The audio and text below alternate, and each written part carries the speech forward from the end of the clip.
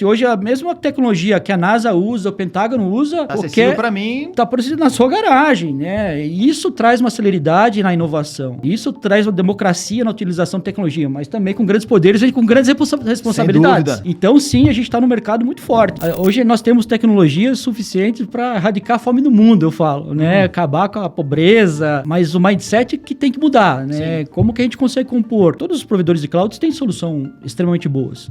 Cabe ao CTO de uma startup, de uma grande companhia, entender o que de melhor tem esses providers, não só de cloud, mas de tecnologia em geral. O que você tem visto de tendência, assim, no mundo enterprise mesmo, né? De deixar um pouquinho startup de lado, que a gente sabe que elas são super inovadoras por natureza. Obviamente, não só na Oracle, mas mais do que isso, no portfólio de clientes da Oracle. O mundo está muito rápido, né? O mundo está acelerado, extremamente acelerado. A IA está uma loucura, né? A IA trouxe uma variável a mais aí, que é a aceleração exponencial mesmo das coisas. Imagine um episódio que mostra que inovação não é um privilégio só das startups. Nesse episódio, a gente recebeu Marcelo Pivovar, CTO da Oracle do Brasil. Marcelo é um dos grandes nomes quando o assunto é transformar tecnologia em estratégia. Marcelo não é só um executivo, ele é um futurista que provoca líderes a enxergarem além do hype e pensarem em como grandes empresas podem inovar de verdade. Ao longo da conversa, ele compartilha histórias de bastidores sobre o que acontece quando corporações e startups se encontram. Fala sobre a nuvem como motor de transformação e dá pistas sobre o impacto da corrida global por inteligência artificial. Este episódio é um convite para repensar como a inovação enterprise está se reinventando e por que o futuro pode estar mais próximo do que a gente imagina. Fique com a gente.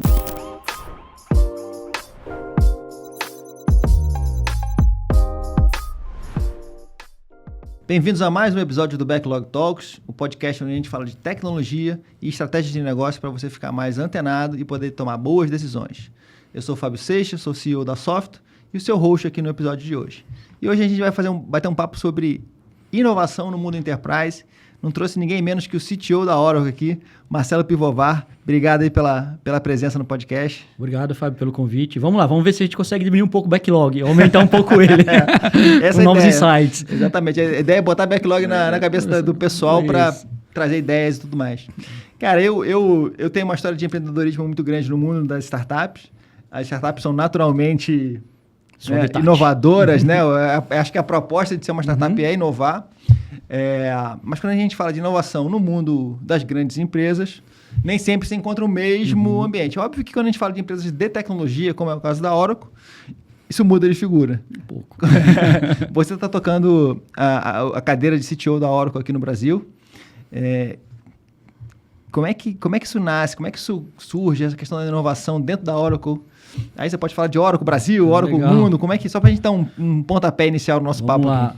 A Oracle, naturalmente, é uma grande startup com 47 anos, né? 47 anos, né? Sim, 47 anos. Acho que a Oracle nasceu, pegou todas as eras de tecnologia, né? Desde a plataforma alta, como mainframe, passando para microcomputador, plataforma baixa, virtualização, mobile, cloud, agora AI, enfim, tem durante essas sérias evoluções em que a Oracle estava ali, não só participando, mas ajudando a drivar os direcionadores de tecnologia.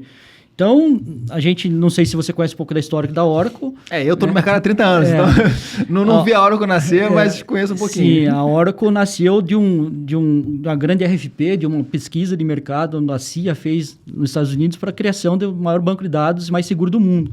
Né? Na época, o Larry e mais 2 amigos entraram nessa licitação e foram aprovados e começaram esse projeto dentro da CIA. Então, o desenvolvimento do banco de dados que hoje chama Oracle. Na época não chamava Oracle. Chama Oracle porque o nome do projeto lá era Oracle.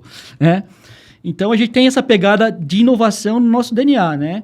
E, ao longo dos anos, saímos de uma empresa só de tecnologia e agora somos uma empresa poliglota. Temos centenas, até milhares de SKUs ali, de produtos em nosso portfólio que a gente consegue contemplar desde infraestrutura básica até serviços em nuvem, AI, SaaS, enfim. Então, a gente tem esse DNA inovador, mas como toda grande enterprise, a gente tem nossos desafios, né? Como inovar num ambiente onde você tem, às vezes, extrema regulação, né? Compliance, normas de segurança que são globais, né? Tem que ser normas de segurança que são customizadas para determinadas regiões do mundo, mas, ao mesmo tempo, tendo a velocidade, o go-to-market que necessita hoje em dia, né? Para 3 meses a gente está colocando atualização de produtos no mercado. E eu imagino que seja um desafio, você se propõe a trazer inovação para os seus clientes, mas também a própria Oracle se inovar dentro de casa e começar a fazer as coisas... Começar não, já faz isso há muito tempo, mas está sempre buscando um jeito melhor de fazer as coisas e inovar também dentro de casa. Essa é uma realidade? Isso aí. A gente tem... Acho que a gente não pode esperar nossos concorrentes obsoletar nossos produtos, né? A gente mesmo tem que estar evoluindo, transformando eles, reinventando, reescrevendo eles. Então, tudo que a gente pratica em casa, a gente leva para o cliente, né? Não só a questão de produtos e soluções, mas também esse mindset, né? Nós temos engenheiros, arquitetos, especialistas em indústrias que ajudam a compor dentro dos clientes, equipes multidisciplinares, para que a gente consiga fazer uma co-inovação, uma inovação aberta também, levando um pouco desse mindset da Oracle aí para clientes que precisam. Legal. Vocês têm... a minha timeline da Oracle, né, era essa coisa do banco de dados, nasceu com o banco de dados, depois veio soluções de ERP, né? E aí depois, na minha cabeça, veio o mundo cloud, 2000, começo dos anos 2010, talvez, e agora IA, né? É uma briga grande. A briga do mundo cloud já é enorme, né? A AWS abriu esse segmento ali em 2006, talvez, 2007. Depois veio o Google, veio o Microsoft, veio o Oracle, veio o Alibaba, veio um monte de gente. Cara, antes de a gente falar um pouco de IA, vou falar um pouquinho de cloud, né? Como é que tá a Oracle nessa briga, assim? É óbvio que IA permeia um pouco também essa briga do cloud, no sentido de você ter as GPUs e ter a briga ali da infraestrutura, né? Como é que tá esse mercado hoje? Bom, o mercado cloud, como você falou, a AWS foi que criou ali, inventou e pavimentou para todos os demais concorrentes, players que vieram. A gente começou com vamos dizer assim, com uma cópia do que era a nuvem, né, de todos os outros concorrentes. A gente começou um pouco atrasado e tentou copiar o modelo deles. Storage, computing, network, enfim, do jeito que era. Mas começamos a ter vários problemas relacionados a isso. Né? Nessa época a gente chamava de OCI Classic. Né? OCI Classic é OCI, que é Oracle Cloud Infrastructure, é um acrônimo. Mas por que tivemos problemas? Porque os usuários, as empresas que utilizam Oracle em seu core, são empresas que precisam extrema performance, extrema segurança, baixa redundância, baixa latência. E a gente começou a ter alguns problemas com workloads. Então o cara queria ter on-premise, né? Ele não queria ter na nuvem. Isso. Naquela época a gente percebeu, não, se a gente seguir esse mesmo formato de nuvem como existe hoje, não vamos conseguir entregar o SLA que a gente está proposto, que os nossos clientes estão acostumados com a Oracle. Foi quando a gente foi no mercado e contratou vários engenheiros da concorrência. E um desses engenheiros, que hoje é o Head, virou até presidente, foi nomeado presidente agora há pouco tempo, Clay chama ele, junto com o Mike Cecília, um outro cara de indústria. Presidente global. Isso. Ele trouxe um projeto que ele falou, olha, eu tenho como construir uma Cloud Enterprise, mas vamos ter que reconstruir tudo. Tudo que vocês fizeram até hoje vai ter que ser jogado fora e começar do zero. É a história do Second Generation. Isso. Daí veio o OCI, como a gente chamou de segunda geração, que é uma evolução da infraestrutura cloud tradicional. E isso hoje, né, esse pequeno retardo que nós tivemos, esse pequeno delay, né, gap, nos trouxe uma vantagem competitiva enorme. Entendi. Porque agora a gente entende realmente que, para mim, começar na borda é fácil, como todos os nossos concorrentes fazem, né? Começar com sistemas que crescem horizontalmente é muito mais fácil. Agora, quando eu começo pelo core, entrego capacidade computacional para você mudar o teu core financeiro, o teu OSS, BCS numa casa de telco, né? Então, você deixa de vender plataforma, PaaS, né? Plataforma as a Service, e passa a vender o outcome de fato. Ou seja, eu estou te entregando aqui uma melhoria do teu financeiro e não simplesmente toma aqui poder computacional. Exatamente. O poder computacional está lá. Sim, claro. Mas viabiliza, né? Viabiliza. Ele é um habilitador, mas não é o final. O final é exatamente a gente pegar um cliente como a TIM que migrou todos... Já viu alguma telefônica migrar todos os data centers? Eles migraram para a nossa nuvem.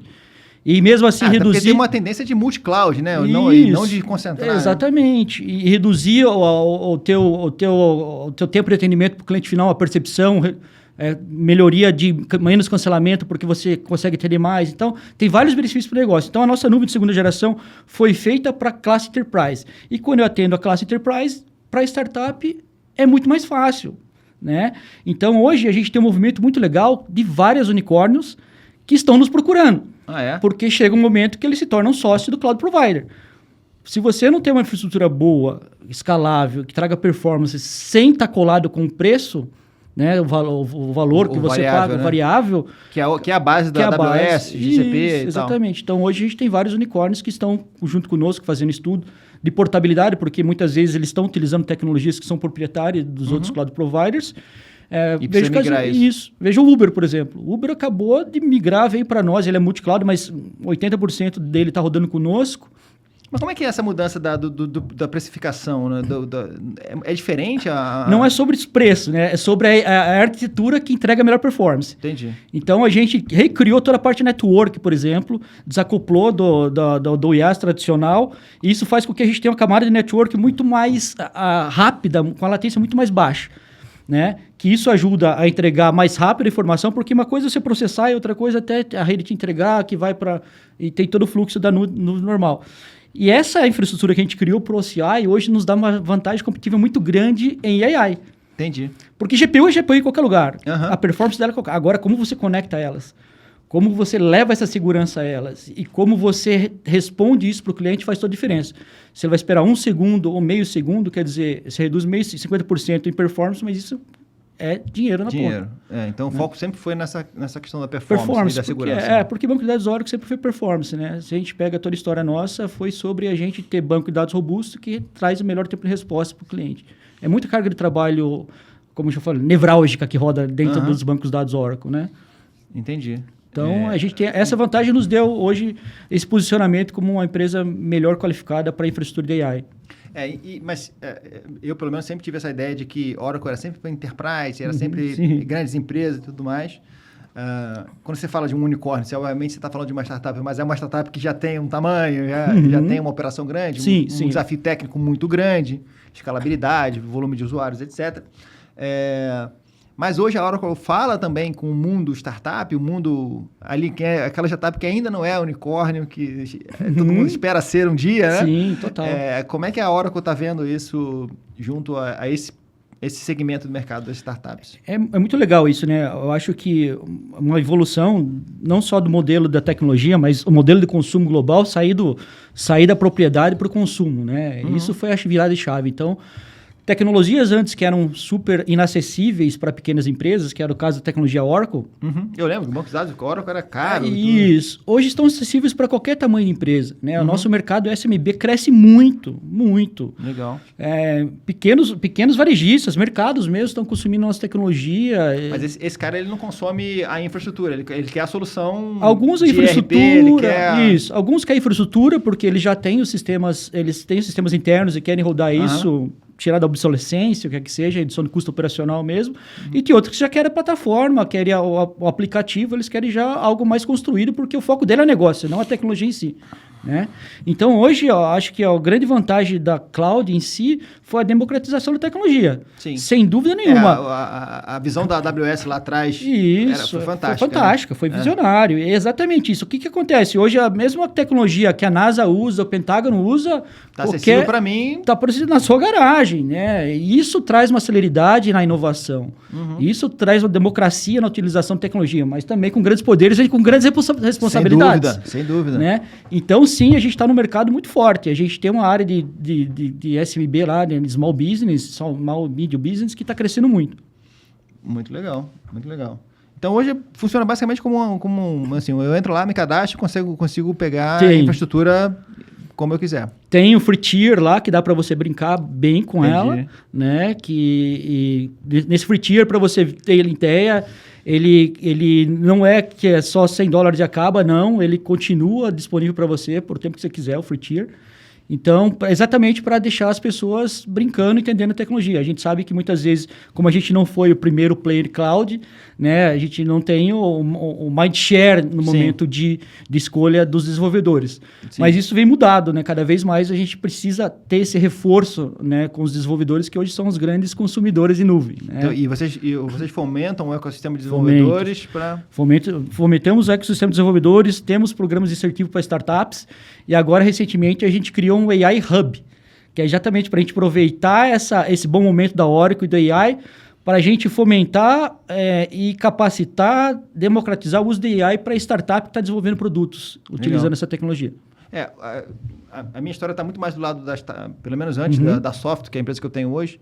Ela sempre foi muito mais de startup, agora eu olho muito mais para enterprise também. E uma das grandes dores que a gente tem, quem está começando, quem está querendo montar uma startup e fazer alguma coisa diferente, é justamente achar a porta dentro das enterprises.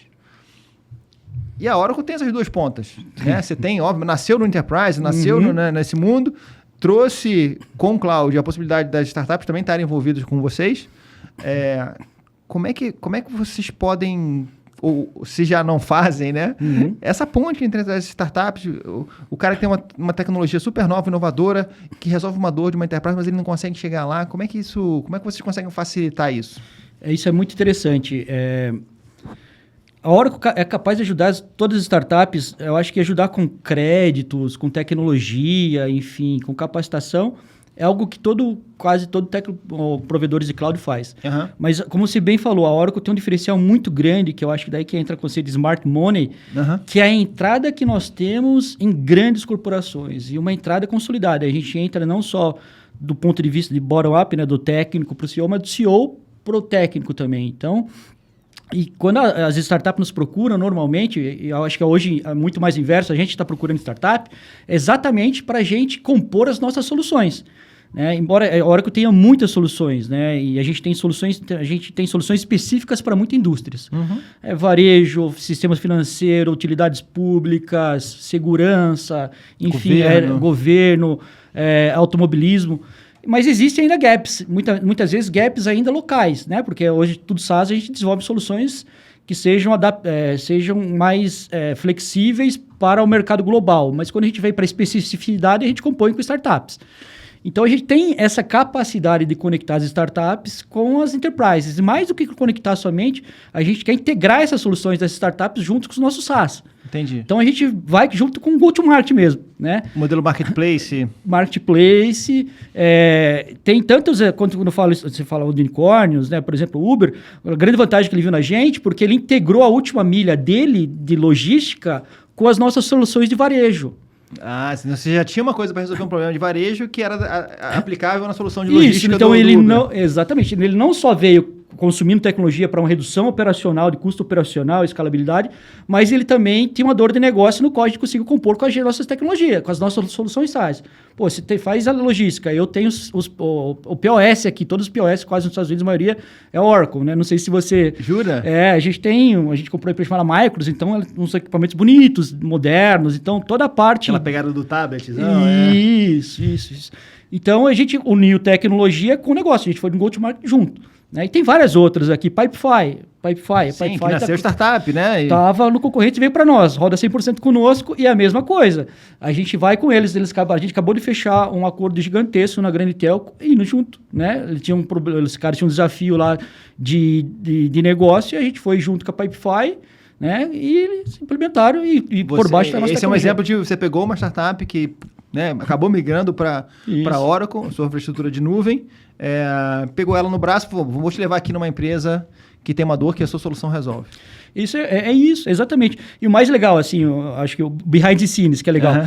A Pipefy, o que aconteceu? A Pipefy era outro provedor de cloud, eles adoram o provedor, não tem nenhum problema com o provedor. Eles pegaram um banco no México como cliente.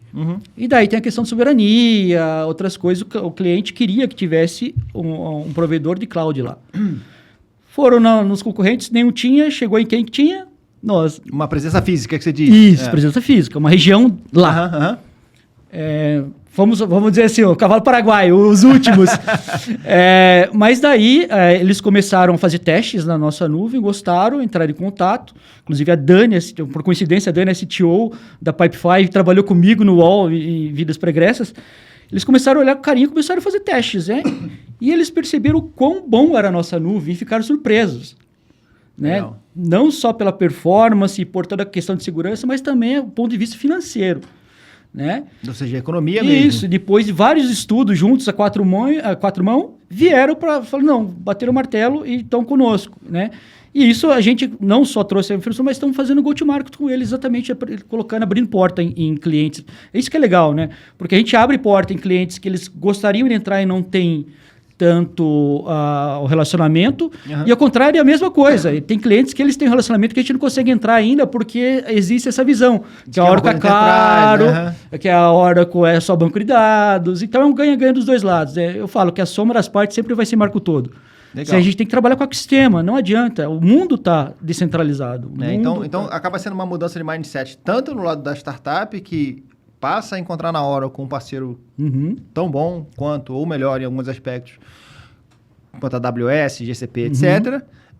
Mas também uma mudança de mindset no teu braço, no teu portfólio de enterprise, de que, cara, deixa eu me abrir para essas inovações que essas startups estão trazendo, porque eu, como uma grande empresa, não tenho essa agilidade, não tenho essa capacidade. Então, deixa eu abrir minha cabeça para que isso... E a Oracle acaba servindo como um intermediador, um certo validador de que aquela solução é de fato boa, né? Porque acho que existe uma preocupação super natural no enterprise de... não vou contratar qualquer startupzinha, porque vai que daqui a um mês, um ano, ela acaba, né? Acontece. Exato. Acontece até demais. Mas não, você tem uma Oracle ali no meio do caminho que... Não, esses caras estão aqui rodando comigo, a solução deles é boa, né? Eu vou te dar apoio nessa implementação. Então, também é uma mudança de mindset do lado do enterprise também, de todo mundo, exatamente. É aí que a magia acontece. Né?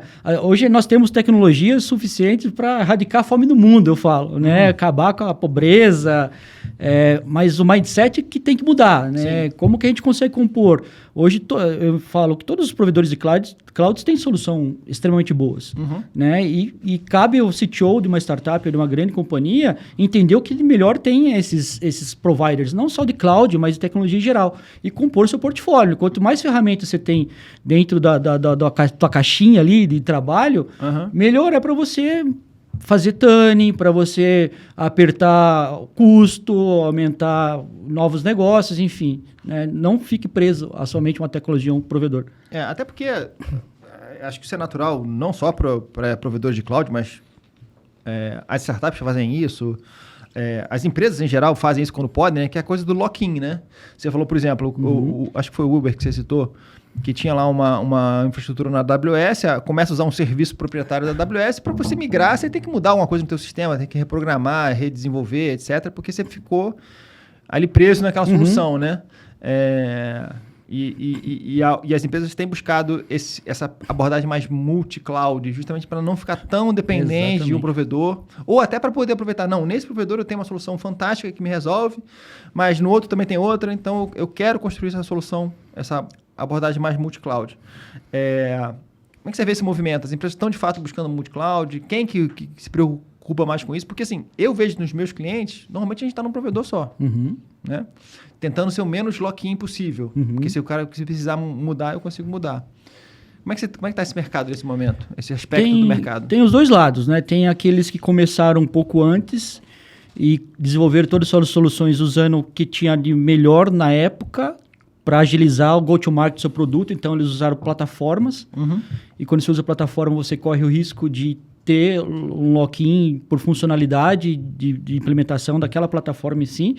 E tem as empresas que vieram depois, que daí eles começaram a perceber, já tinham mais... o banquete estava posto, né? Já tinha mais opções na mesa, e eles começaram a entender que para desenvolver os produtos, eu tenho que fazer da melhor forma possível, tem que ser agnóstica onde ele roda. Né? Daí você começa a trabalhar com o conceito de containerização, Docker... Infraestrutura as code. Isso, infraestrutura as code, que isso dá portabilidade. Então, temos os dois casos, né? Mas o que importa, assim, é o que eu falo, não é... a tecnologia em si, ela não é exponencial, né? O que torna a tecnologia exponencial são como nós utilizamos elas. Perfeito. Então, eu viajo muito, eu visito muita startup e muita empresa grande, e o que eu mais vejo também o problema é o mindset. Eu vejo startup na qual, claro que eles não têm um lastro financeiro para que eles possam parar o backlog de desenvolvimento de produto para mudar a operação. Né? É um trade-off que você tem que... Recursos limitados. Exatamente, não é uma corporação. Né? Fazer squads diferentes, um desenvolve, outro melhora. Mas startup que não pensa assim, ela já tem um legado na nuvem. Se você está preso no lock-in, e você entende que tem um lock-in, e você não está estudando algo de trazer isso daqui para... Não estou falando para tirar do Cloud Pro, mas ser portável. caso você precise, ou você começa a desenvolver novas funcionalidades em outro cloud provider, ou você começa a fazer um refactory daqui, trazendo os componentes daqui para cá, enfim. Mas você tem que pensar nisso daí. O futuro, é uma estratégia de negócio hoje, não é uma estratégia de tecnologia. Não é mais sobre o CTO definindo qual arquitetura e qual cloud provider. É saber que aquilo precisa ter uma portabilidade para garantir sobrevivência no mercado. Né? E os próprios clouds, eles acabam trazendo soluções que para competir com os outros clouds no nível da funcionalidade, né? Isso. Então, se você tem a sua solução de IA, o Google tem a dela, o AWS tem a dela, não muda muito, né? Isso. Quando a gente fica no básico, né, Compute, Storage, Network, é o mesmo. Né? A nossa vantagem é, né, como a gente conecta tudo isso de uma maneira mais inteligente. Mas quando eu subo para a plataforma, é isso. Então, o que aconteceu? Não sei se você acompanha há pouco tempo, mas a gente mudou muito nos últimos anos. A gente tinha um comportamento muito de tentar pintar o mundo de vermelho. E a gente entendeu que o mundo não é só vermelho, o mundo é colorido, né? Então, a Oracle fez um movimento que o banco de dados Oracle é o mais consumido no mundo. E a gente rodava o banco de dados como plataforma só na nossa nuvem. E a gente falou, não. Botar nas outras. Exatamente. Eu tô aqui na AWS, quero estar na AWS, mas eu quero rodar Oracle. Então, a gente colocou as nossas ofertas de banco de dados como plataforma, inclusive o Exadata, né, o Autônomos, que é um banco da nossa inteligência artificial para se autogerenciar, dentro dessas plataformas. Fantástico. Com a Google e a AWS, a gente já tem uma conexão direta entre data centers em algumas regiões do mundo. Então, você é capaz... Física, né? Conexão física. Física. Então, é tempo de resposta de rede interna. Milissegundos. Fantástico. É baixa latência e alta performance entre redes. E mais do que isso, eu consigo... O cliente pode ter o console dentro da AWS, da AWS ainda não existe isso, mas da Azure e da Google, fazendo deploy do banco de dados na nossa nuvem. Na nuvem. Pô, fantástico. Então, a gente integrou também a questão da operação da nuvem. Eu posso propagar identidade, né, deixar algo mais seguro. Então, a gente está tentando se tornar um hub de todas as nuvens, né? Para que o cliente tenha... Essa dificuldade da identidade é um problema, né? Porque você tem que ficar mantendo tudo em vários lugares. Exato. Agora, se eu consigo propagar a identidade dele e as políticas de segurança, isso ajuda muito na gestão dos administradores de sistemas. Né? Fantástico, fantástico. E a gente tem visto aqui no Brasil um movimento de... por causa da IA, um movimento forte lá da Prefeitura do Rio, com a Rio AI City, né, de construção de data centers no Brasil, incentivar a construção de data centers no Brasil. Você falou que a Oracle tem lá o seu data center no México, por exemplo. Como é que está essa questão do aspecto mais infraestrutura física, aqui no Brasil especificamente, em relação a data centers e tudo mais? A Oracle está investindo, está buscando crescer? A Oracle tem duas regiões aqui. A gente tem Guarulhos e Vinhedo, né? Tanto para IaaS, PaaS e SaaS. Vamos lá, é uma tendência global o investimento em data center, né? Só que aqui no Brasil a gente tem uma questão antes para ser debatida, que é a questão exatamente dos encargos em cima de construção de data center. Né? A gente tem tributos municipais, estaduais e federais em cima disso. E quando você trouxe o Rio AI City, por exemplo, foi uma sacada muito legal que o prefeito teve, que ele já conseguiu, de certa forma, exonerar o imposto municipal. Isso abre uma vantagem competitiva que ele tem enorme, né? Enorme, né? Por isso que a Oracle, a NVIDIA, a Elera, que é o provedor data center deles, assinaram esse MOU, né? MOU que é como se fosse memorando de entendimento. Memorando de entendimento, exatamente, de cooperação futura. Então, a gente entende que o Rio está sendo um grande modelo para as demais cidades do Brasil, para que também ocorra essa discussão de como a gente tem água, recurso hídrico, vento, né, recurso eólico, a gente tem muito potencial de energia limpa aqui, né, mas o que realmente hoje limita é as questões tributárias. Fora isso, acho que a gente tem um potencial muito grande de ser um exportador de inovação aqui em AI, né? Você cai um pouco você falou de energia. Obviamente, esses data centers, principalmente por causa da questão da IA, tem um requerimento de energia enorme.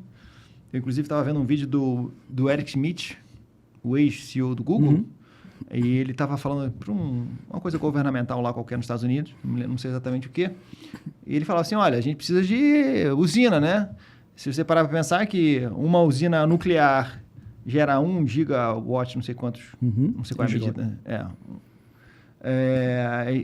Então a gente precisa, a demanda de IA do mundo vai precisar de 29, era uma conta que ele fez lá, 29. Então você precisa de 29 usinas nucleares para conseguir suprir o que a IA vai demandar em termos de energia. Olha a loucura. E aí, por outro lado, a gente tem aqui no Brasil uma capacidade de geração energética muito boa, por causa da questão hídrica, por causa da questão eólica, etc. O Rio tem um aspecto, nesse sentido, bem estruturado para receber esses data centers, porque tem a infraestrutura de energia, com energia sobrando. Então, acho que nessa parte a gente está bem servido. Bem servido. Tem a questão tributária, que obviamente sempre é um problema para todo mundo que empreende no Brasil, exatamente. É um desafio, né? Não ia ser diferente agora. Mas é bom ver esse movimento, né, de empresas, no caso da Prefeitura do Rio, querendo incentivar de alguma forma, porque acho que ainda falta, ainda no nível federal, alguma coisa mais agressiva. Porque acho que você não tem como discordar, a IA é futuro, né? Total. Vocês estão investindo forte nisso. A Oracle está investindo forte. A gente é o principal player, parceiro da NVIDIA para isso. A gente tem um acordo onde todas as placas, os lançamentos de placas mais velozes e modernas serão feitas na nuvem Oracle.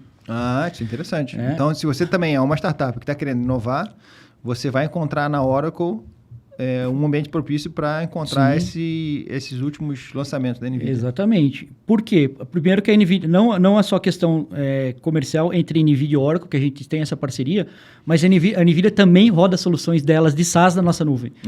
Então, ela é consumidora e cliente da Oracle, né? E ela entende que ali é um ambiente propício para conseguir fazer. Então, se você procura na internet, a Oracle tem o maior supercluster no mundo de AI. São, se eu não me engano, 160 mil GPUs interligadas, mas GPUs das mais avançadas, né? A Blackwell deles lá. Caramba. É algo surreal. E a Oracle... Isso fica nos Estados Unidos, Fica nos Estados Unidos. A gente fechou também a parceria lá do projeto Stargate. Você lembra do Stargate? Então, também. E agora a gente fechou outra parceria com o Stargate dos Emirados Árabes Unidos. Então, acho que essa dobradinha está fazendo sentido. A NVIDIA, a Oracle, OpenAI e o SoftBank. Né? A gente está fazendo infraestruturas de AI soberanas ao redor do mundo. Né?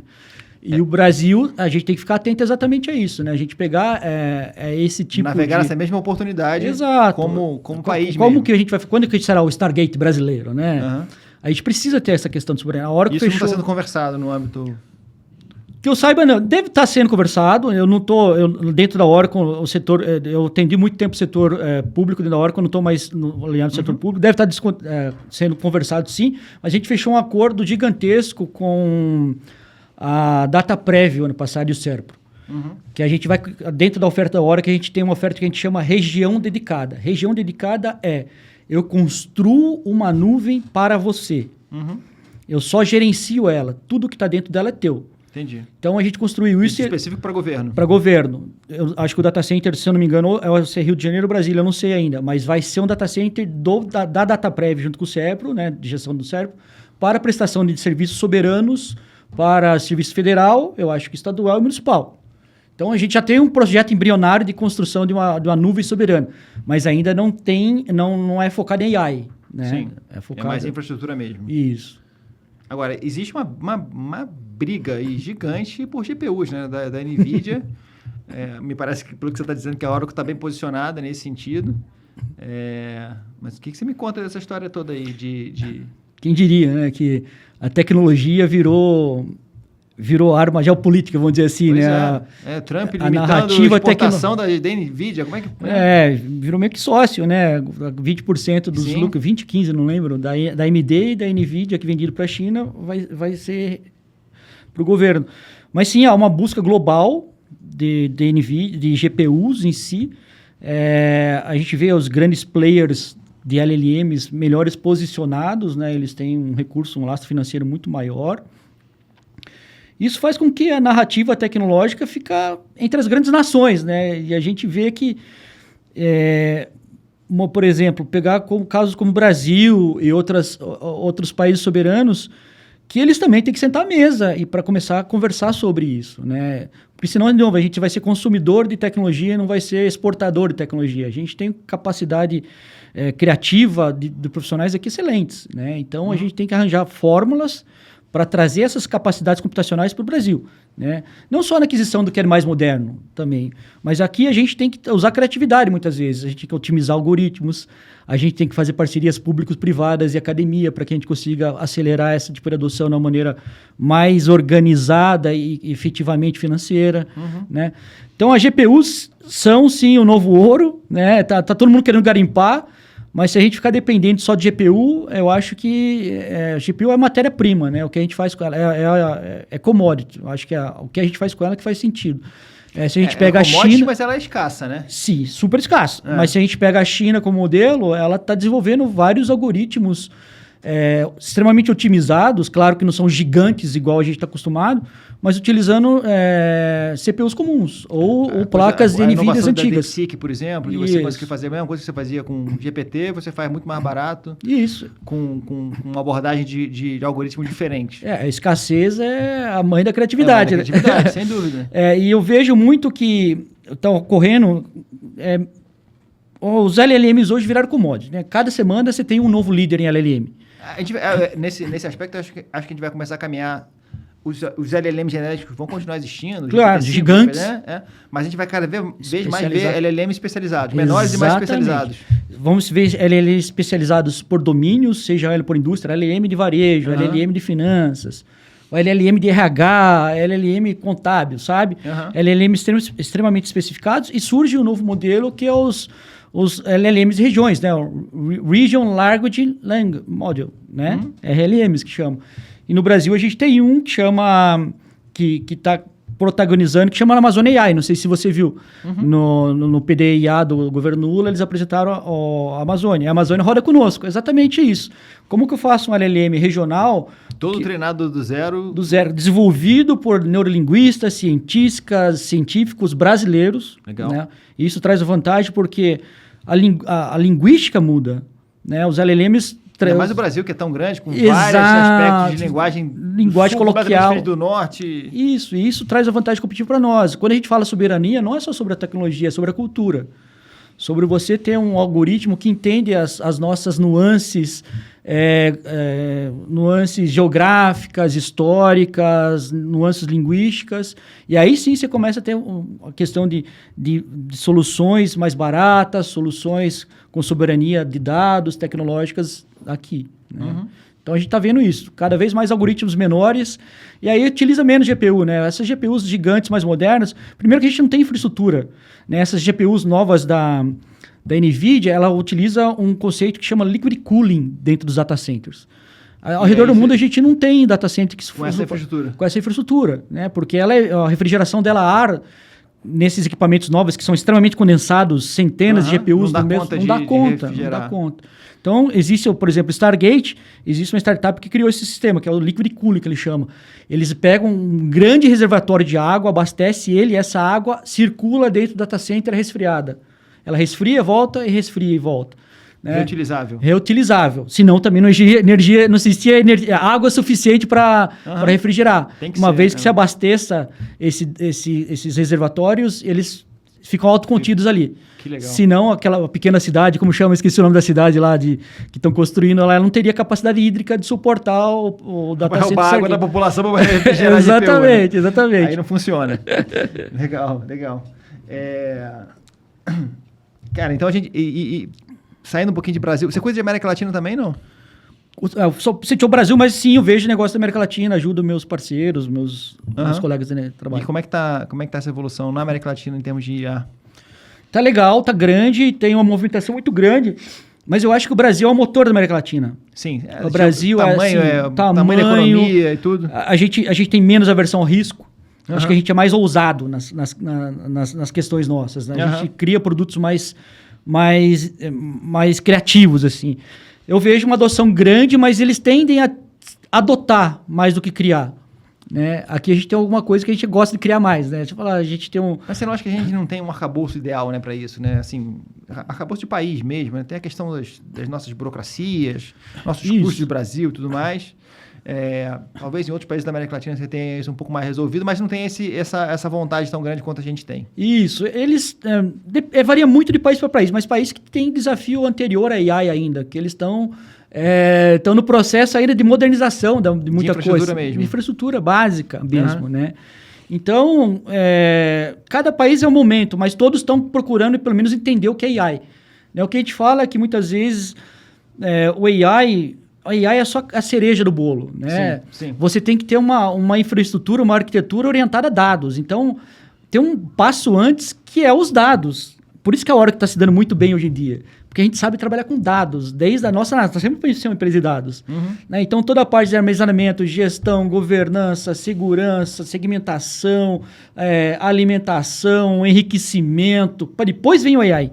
Sim. Né? Senão, até porque o custo de treinamento a partir de dados, de criar um LLM é muito alto, muito né? grande. Então, se eu tenho uma massa de dados gigantesca, suja, que não faz sentido eu treinar o LLM, primeiro, eu vou ter um custo grande e a eficiência vai ser ruim das respostas do LLM. Então, na medida que eu trabalho esse dado de maneira estruturada, desde a origem dele, para chegar no AI, faz com que o algoritmo fica muito mais preciso e muito mais barato. Isso é especialmente importante nesses LLMs mais especializados, né? Exatamente. No genérico, tudo bem, você consumir o conteúdo da internet, da Wikipedia, do Reddit. Criar um poema, exatamente. Mas quando você vai falar de uma IA para RH, uma RH para saúde, aí você precisa de um dado específico, mas muito bem estruturado, de qualidade, sem lixo, para você poder, de fato, gerar. Normalmente, esses dados ficam dentro da casa do cliente. Quando a gente trabalha AI dentro do cliente, a gente produz os LLMs focado dentro da casa. Né? Eles não saem para o mundo externo. Entendi. São raros os casos que o cliente quer procurar primeiro na base de conhecimento interno, se ele não acha, ele vai para o mundo externo. Né? Então você chega... o que você está me falando é que vocês têm projeto hoje dentro dos clientes de criação de LLMs privados, é isso? Isso, o cliente tem, a gente ajuda ele dentro da base de dados dele, né? Enriquecimento e outras coisas mais. Mas dentro da plataforma da Oracle, a gente tem os nossos... A nossa estratégia é clara, a gente não vai ter um LLM. A Oracle não tem LLM. O que outros players estão fazendo. Exato. Acho que a AWS fez, se não me engano. A AWS, não sei se ela tem ou ela tem aquele... Não lembro se a AWS tem, mas a Google tem, a Microsoft tem. Microsoft está com a OpenAI, Gemini, exato. Mas a Oracle não tem. O que é mais relevante é o Gemini da Google. Exatamente. Né? É Bedrock, acho que chama o da o Bedrock tem mais isso, mas em plataforma. Mas a gente tem, dentro do Bedrock, tem um modelo deles. Modelos deles também. É que eu não conheço muito a fundo o Bedrock. Mas a Oracle não tem essa estratégia. Não, eu super adoro conhecer coisa nova. Eu sou super aberto a isso. Mas a Oracle não tem essa estratégia. A gente quer ser o maior fornecedor de infraestrutura e arquitetura para AI. Então, dentro da nossa nuvem, você tem Gemini está vindo, tem a OpenAI com o LLM dela, tem quem mais? A Llama, tem a Grok, tem vários tipos de LLM. Então, se o cliente quiser utilizar esses LLMs dentro da infraestrutura dele, sem que o dado saia de fato para a infraestrutura da OpenAI, por exemplo. Exatamente. Que é uma questão que eu tenho visto muitas empresas preocupadas com isso, né? Eu não posso, não quero, não admito que meu dado seja usado para treinamento, por mais que um acordo de termos de uso diga que não vai ser usado, meu compliance não permite, eu não quero. Exato. Né? Então vai ficar dentro da minha infraestrutura. Mas eu também quero poder usar o GPT, porque, enfim, é um modelo que está, nesse caso, no brainer. melhor. Exatamente. Exatamente.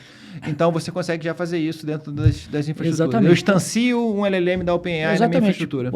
Uma plataforma, se o cara quiser, até mesmo IA, se ele quiser fazer um modelo como os Incas faziam os mais. Né? Mas ele pode fazer uma entrada. Por exemplo, tem cliente que quer instalar, ele gostou do... Como DeepSeek, lembra? Teve um bom... Que é open source, é fácil de instalar. Isso, instala no Yasno e ele gerencia ali, constrói uma camada de gerenciamento, de container, fine tuning. E aí tem toda a privacidade. Uma coisa legal da hora que eu esqueci de falar, a OCI, não existe um dado dentro do OCI que não esteja criptografado. Um dado. Quando você... A Oracle não tem acesso àquilo ali de forma... Não tem. A chave é tua. Se você perder, meu amigo, temos problema, porque a gente não consegue voltar... Tem um reset não aqui. Tem reset. Não tem reset. Então, isso garante exatamente que você está trabalhando com seus dados e ninguém mais está trabalhando. Nem do ponto de vista de fazer backup, né? Então, o dado é armazenado criptografado, ele é trafegado criptografado em todo o network e ele é backupeado criptografado. Entendi. Então, isso garante 100% de privacidade ali. Acho que remete às origens da Oracle lá na CIA. Exatamente. De fazer a segurança Então, assim, o cara... você pode usar o algoritmo que você quiser, o LLM que você quiser dentro da nossa nuvem, que a gente não tem acesso a isso. Inclusive a parte de fine tuning, imagina. Exatamente. Muito bom, muito bom. É uma briga boa, a briga da IA atualmente, né? Acho legal, que a gente tem uma briga em vários níveis, né? Tem a briga no nível das soluções para o usuário final, tem a briga das LLMs, tem toda essa questão do closed source com open source, né? E a China mudando muito isso, porque encontrou no open source a veia de ganhar mercado com isso, né? E, obviamente, você pega um DeepSeek, o DeepSeek 3.1 que saiu agora, muito, muito bom para código, custando 10 vezes mais barato do que o Claude da Anthropic. Né? Você não tem como ignorar. Exato. Né? Eu sei que, por exemplo, empresas americanas têm restrições a coisas chinesas, né? Eu não posso usar coisas chinesas, beleza. Mas quem não está nos Estados Unidos, olha e fala, não, por que eu vou pagar $1? Claro. Eu vou podendo pagar 10 cents aqui. Primeiro tem que sobreviver, para depois para fazer negócio. Ainda mais as startups, que têm recursos limitados e tudo mais. Enterprise, você pode ter luxo. Não, eu não quero usar o chinês por N motivos, então eu vou pagar mais caro no OpenAI. E tudo bem. Né? Agora, a startup não. A startup precisa sobreviver. Por isso que eu falo, né? Quando converso com o CTO de startup, tá bom, mas qual que é o seu plano de negócio? Hoje você vai pagar, tá consumindo 1.000 chamadas de API aqui, custa X, mas lá na frente, quantos milhões de chamadas de API? Você vai querer esse modelo mesmo ou você vai querer fazer o deploy de algo onde você não precisa chamar API, você tenha o controle sobre o que você está, o formato, enfim. Então, é isso que define um pouco quando a gente entra numa startup em fase inicial de desenvolvimento. A gente ajuda ela já a pensar na escalabilidade. Legal. Quando a gente pega as grandes, aí já não...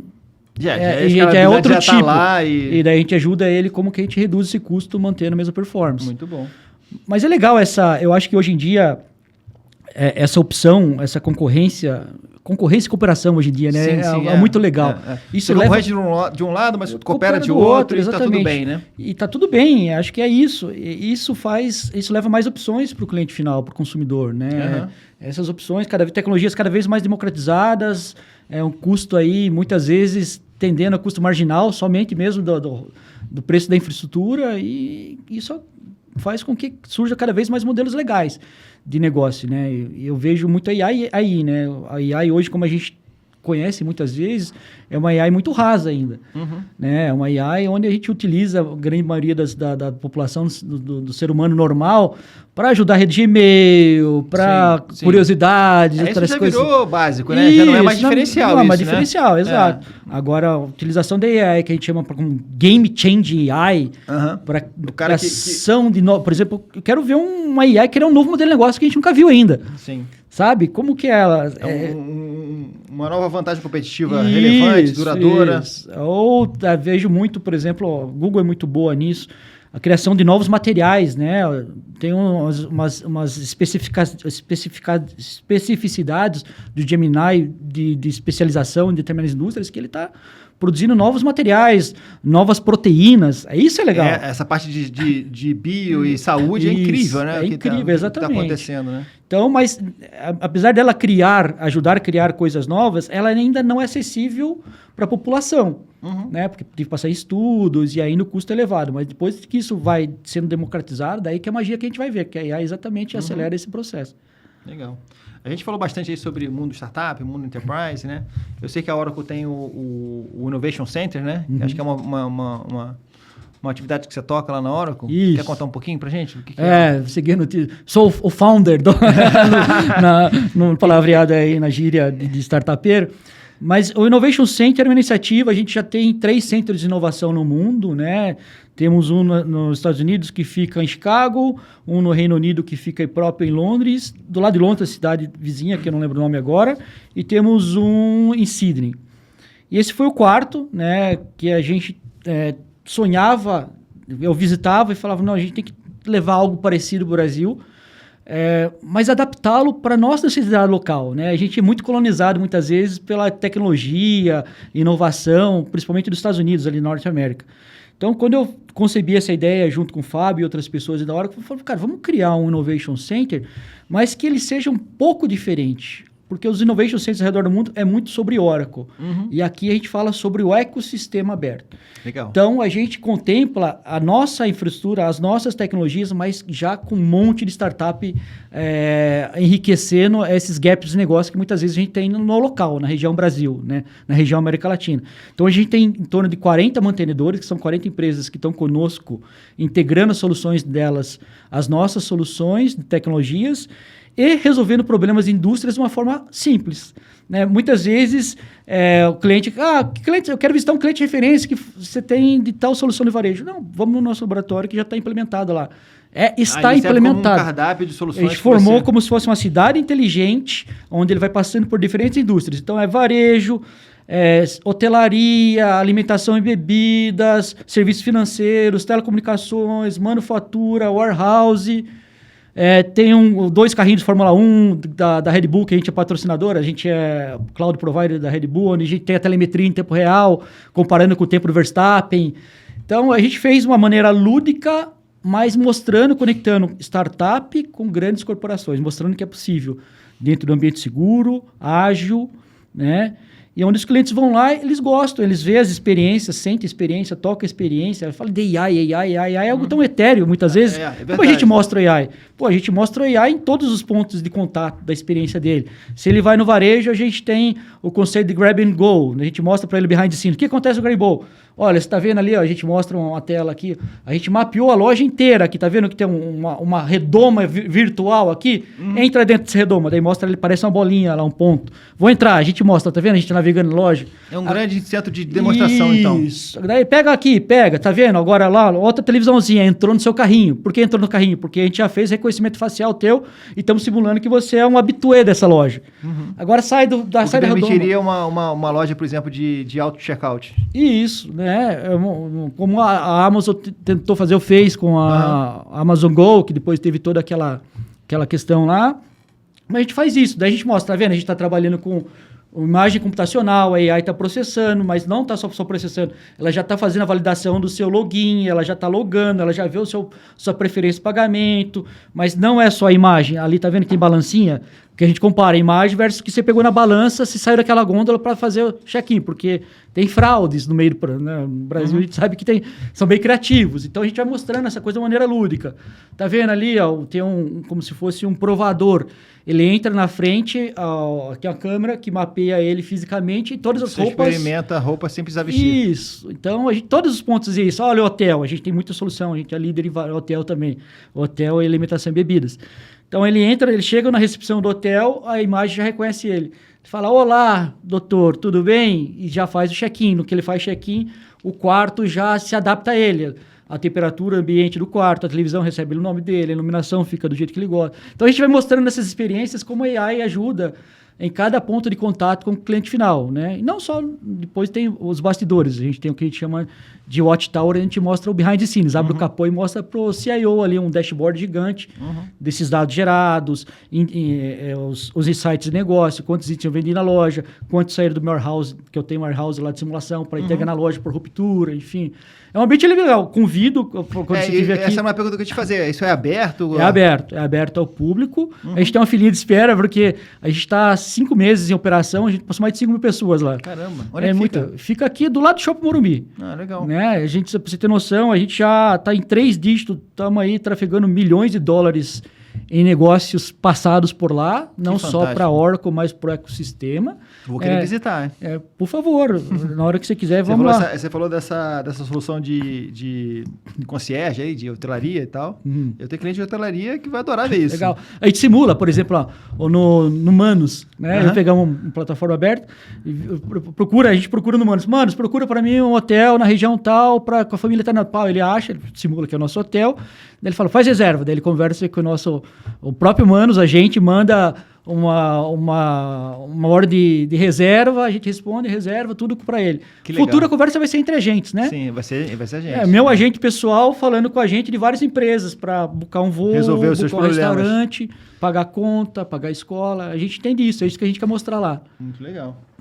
Muito legal. Super vou querer conhecer o convite. Para todo mundo que está nos ouvindo aí. Só procurar na Oracle Innovation Center no Google. E só o fato de ser diferente do resto do mundo já é interessante, né? Não, então é isso que eu estou falando que é legal. A gente é muito criativo. Assim, os outros centros de inovação estão entrando em contato com nós para levar nossas experiências para lá. Legal. Porque a gente está mostrando exatamente não só a tecnologia, mas um processo de negócio que é factível financeiramente para a região da América Latina e não só economicamente, mas também culturalmente. Porque a gente sabe que a cultura não tem que ser repelente, a cultura tem que ser atrativa. Sim. Então a gente tem formas diferentes de interagir com diferentes gerações dentro do laboratório. Muito bom. Isso é legal. Voltando ainda no assunto de inovação nas enterprises, né? O que você tem visto de tendência, assim, no mundo enterprise mesmo, né? De deixar um pouquinho startup de lado, que a gente sabe que elas são super inovadoras por natureza. Mas no mundo enterprise, o que você tem visto, obviamente não só na Oracle, mas mais do que isso, no portfólio de clientes da Oracle, o que você tem visto das empresas buscando inovar? Qual é a tendência nesse momento? Bom, a gente tem visto que assim, o mundo está muito rápido. O mundo está acelerado, extremamente acelerado. A IA está uma loucura, né? A IA trouxe uma variável a mais aí, que é a aceleração exponencial mesmo das coisas. Então, as grandes corporações estão cada vez mais procurando inovar, trazer flexibilidade. E a gente sabe que grandes corporações têm desafios de compliance, desafios de processos, desafios dos próprios times que estão tocando a vaca leiteira, vamos dizer assim, dos processos, dos produtos totais. Então, a gente vê um volume significativo das empresas já criando times separados de inovação para que consiga testar, né, criar MVPs, protótipos de coisas para que vai depois desafiar o próprio negócio deles, né? Sim. Então, a gente ajuda muito nisso, né, com nossos times dentro dos clientes. O que a gente tem visto muito é a questão de agentic, né, as AIs, mas está indo um pouco da questão desse uso corriqueiro de AI para enriquecimento de e-mail. Sim, para gerar conteúdo. Mas AI aplicada ao negócio do cliente, então AI em sistemas de manufatura, em sistemas de logística, em sistemas de atendimento ao cliente. A gente vê muito, a gente ajuda muito. Atendimento ao cliente sempre foi um caso de uso muito forte para a IA, né? Muito forte. A própria natureza do LLM de ser conversacional abriu muito espaço. A gente está em projetos gigantes com grandes telefônicas, onde a gente está misturando RPA, que é alguma coisa automação de processo, com AI para atendimento, e você coloca 5 ligações para você tem que adivinhar qual que é AI e qual que é o ser humano. Não consegue. Humanamente possível. Pô, fantástico isso. Fantástico, mas nesses casos daí a gente... Nesse caso de uso específico, entra toda a questão que você falou até agora da latência, da velocidade, né? Porque se você responde alguma coisa, não tem meio segundo para IA responder, né? Não tem meio segundo. Você tem que ser na hora. E uma coisa interessante, por exemplo, quando a gente fala em esse tipo de automação e atendimento, hoje a gente tem os data centers, não, os call centers. Você fala um call center, normalmente você cria call centers em grandes polos onde se tem isenção, você tem uma vantagem barata e tal. Com AI, eu consigo identificar o teu DDD que está ligando e o seu sotaque e coloco uma AI com o sotaque da pessoa. Com o sotaque carioca. A gente sabe que tem muito bairrismo ainda no Brasil, sim. Principalmente para negociar dívida. Ainda mais no ativo, né? Exatamente. Porque você já recebe uma ligação ativa do cara fazendo uma cobrança. Que não é na mesmo sotaque que o seu, você já cria aí. Exato. Por exemplo, eu pego o meu telefone de São Paulo, 011, mas ele começa a falar comigo, vê que eu sou, ou já teve interação no passado, viu que eu sou no interior. A próxima vez que algum atendente digital me atender, ele já vai falar com um acento digital. E aí entra fazendo link com a história do Amazon AI para você poder ter essa particularidade. Né? Essa particularidade. Então, a gente está vendo muito a questão de agentes, né? Agentes mesmo que traga benefícios. Eu acho que a primeira onda sempre você vai ter agentes com redução de custo operacional para depois aumento de margem ou criação de novos revenue streams. E para isso, normalmente, vocês usam algum tipo de plataforma, solução de mercado? O que é? No caso, bom, a gente está integrando o que os clientes já têm usando as nossas plataformas por trás, como não só plataformas do Oracle, mas também do ecossistema que a gente compõe com as startups que estão aceleradas por nós. Outra coisa que está crescendo muito é RPA, né? A questão RPA em low code e no code. Por muito tempo, as áreas de negócio dependiam da tecnologia para implementar sistemas para eles. Hoje a gente está vendo muito uma descentralização de tecnologia, onde as áreas de negócio estão querendo, nem que seja num primeiro nível mais superficial, mas tentar spots. Então a gente vê muita utilização. Isso traz uma escala de construção de soluções muito maior do que se ficar dependendo de TI, né? Exatamente. A regra de negócio que o cara tem. Para testar um primeiro modelo é lindo. testar uma hipótese. Deixa eu testar uma hipótese aqui com o que eu sei de cabeça. Aham. Depois, ficou bom, Legal, agora semana para aí, TI. pra TI, porque tem questão de compliance, Agora vamos gerar MVP e colocar etc. todo dentro dos ritos internos de cada cliente. Né? O que mais que tenha visto muito? Tem visto questão eu acho que vai voltar com a questão de AI, a descentralização muito forte, a tokenização de ativos, algo que a gente vai começar a ver, principalmente com as questões de AI, direito de uso de imagem, a gente vai começar propriedade intelectual, a gente vai precisar ter uma forma. Mas as enterprises estão, assim, né? Quem que olha para isso no mundo enterprise? Né? A startup querendo criar uma solução descentralizada, baseada em blockchain, que faz registro de imagens para saber se é fake ou se não é fake, eu acho que tá ali, mas como é que isso fala com o mundo enterprise? A gente tem que colar os dois mundos, tem que colar né? os dois, né? A gente tenta colar o mundo. Aí entra ali o Open e a inovação aberta, isso. É a Oracle Innovation Center. Se a gente não tem isso no nosso menu ainda lá de experiências, a gente vai compor, mas a gente tenta sempre conectar a enterprise que tem esse ativo com o cliente que está precisando disso, exatamente para acelerar o go-to-market. Vamos fazer aqui a primeira teste de hipótese, o MVP, e se isso for para frente, daí depois a gente vê o formato que vocês querem de contratação ou desenvolvimento em casa, enfim. Você falou vou voltar um pouquinho no assunto do lado mais agentic, né, de automação com IA e tudo mais, né? Eu tenho tentado construir uma visão de longuíssimo prazo do que vai ser o mundo corporativo daqui a, sei lá, 15, 10, 20 anos, não sei. Que vem essa ideia de que a gente vai ter empresas autônomas, né? Um pouco meu agente falando com o seu agente e eu tô deitadão lá na minha cama e a coisa aconteceu, né? Qual é a sua visão? Como é que a Oracle está vendo isso? Você acha que é um futuro viável? A gente precisa criar esse arcabouço para que, de fato, a gente tenha lá na frente empresas que sejam, não vou dizer totalmente autônomas, mas em grande parte autônomas? A gente vê muito não sei se você já ouviu um movimento que chama DAO. Sim. Decentralized Autonomous Organizations, organizações autônomas. Já são, eu não gosto de falar plataformas porque são DAOs. A DAOs é a evolução da plataforma, que já vem surgindo. Mas isso veio muito antes da AI, cara. Imagina isso com a AI agora. Isso nasceu no blockchain, né? No smart contract. Isso, smart contract, exatamente. É um mecanismo, uma plataforma que ajuda basicamente a peer-to-peer, né? Negócio entre consumidores, garantindo a autenticidade e ali todas as questões. Eu entendo, sim, que no futuro a gente vai ter partes, ou grande parte das corporações, que vai ser orientada a agentes. Sem dúvida nenhuma. Né? Certamente vão começar a ver startups nascendo assim, né? Total. Por exemplo, questiona muito o jeito que as enterprises operam, né? Você já usou um carinha que chama Magi? Do WhatsApp? Do banco? Isso. Já. Então, eu tô testando ele, tô adorando. Muito legal, né? É muito legal. No começo, a gente tem um pouco de resistência, né? Porque é um paradigma novo, uma mudança muito grande. Mas eu vi que eles estão usando o Open Finance, é tudo regulamentado, tudo. Então só muda a interface, no final das contas. Não é mais um aplicativo, nem um aplicativo... Mas é lindo. Tu fala Pix mãe, eu falo assim, Pix mãe e tal, tô dirigindo, Pix mãe valor. Opa, beleza. Beleza. Fala pra ele, quais contas tem pra cair? Ele já faz. Vou botar na tua agenda lá, Pix Fábio. Isso, Pix Fábio. Então, pra mim, por exemplo, o cartão de crédito, pra mim, vai ser um agentic card no futuro. Interessante. Vai ser assim, eu vou no banco, eu vou almoçar, tá bom, acabou o almoço, eu saio, já o agente meu, que eu pré-defini para aquele estabelecimento, já falo em contato com ele e já faz... Já paga. Eu entendo que será assim, mas tem muitas barreiras ainda, questão de segurança, privacidade. E não só técnica, né? Barreiras até comportamentais mesmo. Comportamentais, né? Barreiras governamentais. Sim. A gente, qual o formato? Porque para mim começar a ter esse tipo de coisa, eu preciso ter uma identidade única, talvez global. Não preciso ter mais um RG só Brasil, eu tenho que ter, sei lá, o meu passaporte, tem alguma coisa, alguma entidade que regulamente isso de uma maneira... Eu lembrei agora do projeto lá do Sam Altman, do WorldCoin. Exatamente. Que é isso, né? De ter uma pegada de identificação muito grande, né? Exato. Mas eu entendo sim que grande parte das coisas será via agente. Meu agente conversando com a agente da minha esposa para organizar festinhas da filha. Sabe? A gente vai começar a ter... esse tipo de... É como se fosse, para mim, isso daí é um conceito de digital twin, muitas vezes. A gente vai ter os nossos agentes que vão levar a nossa presença. Eu vejo muito, ainda a Oracle tem uma questão muito clara de segurança, mas eu vejo empresas onde o cliente marca 3, 4 reuniões ao mesmo tempo e quem entra são agentes do próprio Zoom.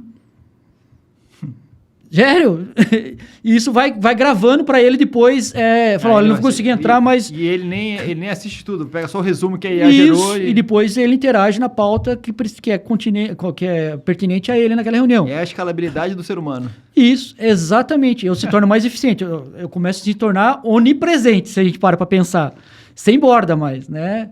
Mas, de novo, aí a gente tem que costurar, a gente começa a viajar. Mas eu entendo, sim, que o futuro vai ser muito orientado a agentes digitais operando o mundo físico. Inclusive, operando o mundo físico. Né? A reserva que eu vou fazer... E aí você faz... entra a história dos robôs, né? Isso. Se eu tenho um pivovar digital, logo eu posso ter um pivovar físico. Né, onde ele vai também, de certa forma, às vezes, poder me representar em reuniões. Mas é uma visão muito eu não sei, é difícil a gente... O Walter Longo tem uma frase que é muito legal, que ele fala assim, já não se faz mais futuros como antigamente. Muito bom. Né? Fantástico. A tecnologia está tão rápida que a gente não sabe mais se demora 5, 10 ou 2 meses. Cara, eu vou aproveitar esse gancho aqui para a gente já ir partindo para finalmente aqui do nosso papo. E... falando de futuro, né? Eu gosto sempre de fechar assim.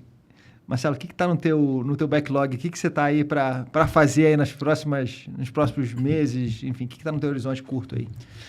Cara, meu horizonte curto, agora vamos lá, como profissional e como pessoal, eu quero fazer uma imersão do outro lado, no Ocidente. Eu quero ficar um mesinho lá, pegar China, Japão, Coreia, Hong Kong, Singapura. Outro mundo. Eu estive no Japão há pouco tempo. Eu não conheço ainda, exatamente. Como eu falei no começo, a gente é muito colonizado com a visão ocidental, né? Eu quero... Quer ir para o oriental. Isso, porque eu entendo eu acho que o que está acontecendo lá, muitas vezes, embora esteja tudo muito acelerado, mas algumas coisas não chegam a nós como deveria, na velocidade que deveria ser. Então, tenho esse projeto de fazer uma imersão lá e tô assim, sedento e muito feliz de estar participando desse momento da humanidade, né? Acho que é incrível. Acho que nós estamos praticamente na mesma faixa etária. A gente nasceu analógico, foi digitalizado, a gente foi digitalizado. Verdade. A minha filha Bela, ela já é digital, ela é nativamente digital. Né? Eu falo que até ela, na verdade, por causa do comportamento dela, eu criei uma palestra que chama Gen, de Generative Generation. Olha, legal. Que a Isabela já nasceu na AI, praticamente, né? Quantos anos ela tem? Ela tem 8. Ela tem 8. Ela está sendo alfabetizada, e então ela já vai ter a AI na origem dela. E é isso, né? A gente está nesse meio entre do analógico e digital, a gente já ajudou a percorrer o caminho, e agora a gente está na próxima fase, que é a cognição do digital. A gente está deixando tudo inteligente, então tudo que tiver que ser inteligente será. Então vai ser muito acelerado. Mundo novo. Adorável muito novo, e temos que estar aberto a isso, né? Não tem muito... A gente tem que ajudar essa transformação, né? O papel nosso... As nossas empresas é esse, né? Ajudar essa infraestrutura e essa... Como nós temos acesso, né? Vivemos aí em empresas e somos expostos a diferentes tipos de experiências, a gente tem a obrigação, sim, de levar essa mensagem, e mais do que a obrigação de levar a mensagem, a gente tem a obrigação de também ajudar na educação das pessoas que vão ter acesso a essa tecnologia. A educação é um assunto à parte, né? Total. Em termos de oportunidade para isso, né? Exato, mas com a AI a gente precisa acelerar essa discussão, porque é uma ferramenta muito poderosa. Se as pessoas não tiverem consciência da utilização de maneira correta, ela pode causar alguns desafios a mais, né? Com certeza. Maravilha. Isso. Marcelo, obrigado pelo bate-papo, foi muito, muito rico. Foi incrível conhecer um pouco mais do que a Oracle está fazendo aqui no Brasil, e, enfim, no mundo também. E fica aqui meu muito obrigado. Obrigado, eu que agradeço, gente. Até mais.